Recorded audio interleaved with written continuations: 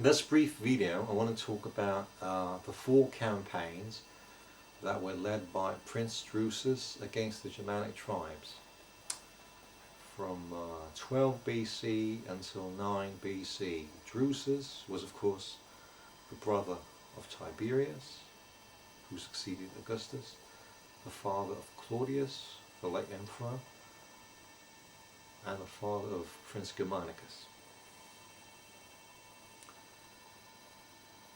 Now, the Gauls had become discontented at this subjection. That's 12 BC. The Sugambri, a Germanic tribe, and their allies had taken arms against the Romans. Drusus managed to forestall their action, using as a pretext the festival which they celebrate to this day around the altar of Augustus at Lugdunum. He summoned the leading men and seized the subject territory of the Gauls before the Sugambri could act. So by this he defeated the Gauls, without killing anybody.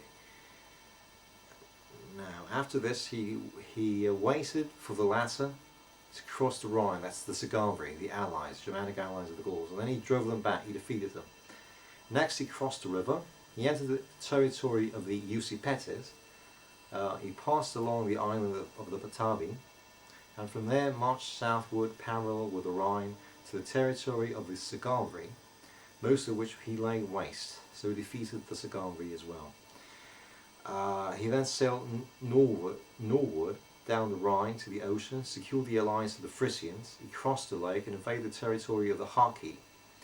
And here he found himself in great danger as his ships were left stranded by the fall of the tide. On this occasion he was rescued by the Frisians, who he had reinforced his expedition with their infantry and made good his retreat, since by this time winter had set in.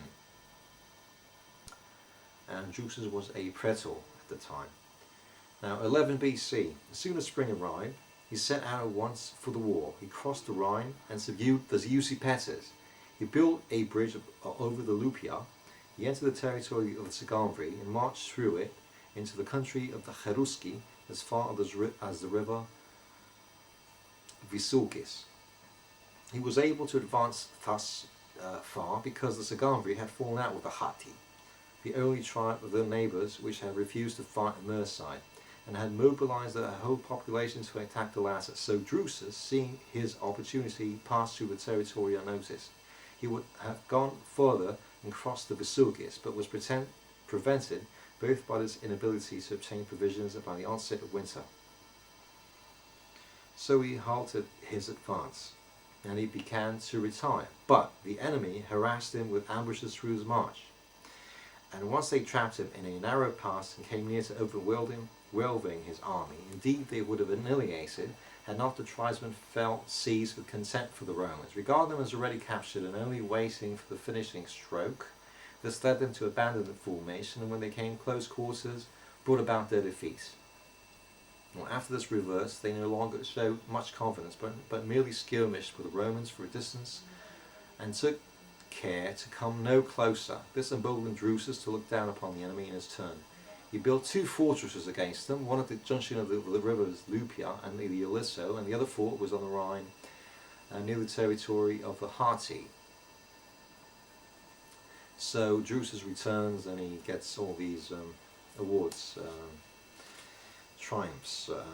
So now in 10 BC,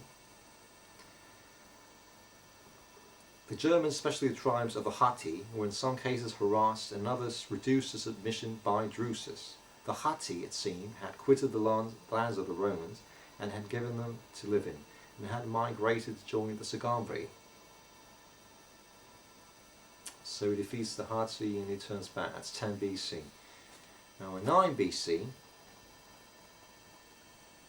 Drusus becomes consul along with Titus Crispinus,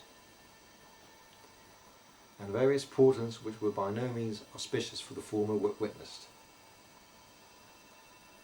Many buildings, some of them temples, were destroyed by storms and by thunderbolts, and even the temple of Jupiter Capitolinus and the gods who share it with him suffered damage. However, Drusus disregarded these events. He proceeded to invade the land of the Hatti and press on as far as those of the Suebi, but he met strong resistance as he advanced, It was only after heavy fighting that he overcame the tribes he encountered.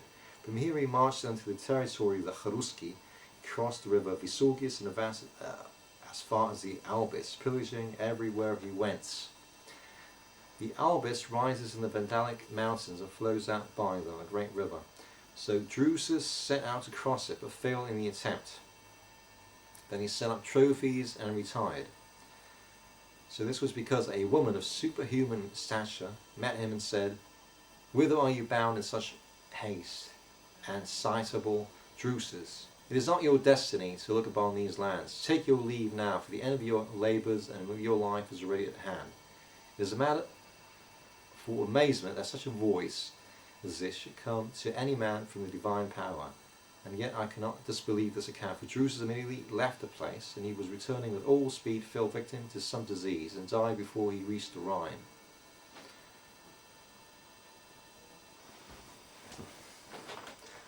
Augustus received news that Drusus was sick when the disease was still in its early stages, for he was not far away, and he sent Tiberius to him with all speed. Tiberius found him still breathing. After his death, he conveyed the body to Rome.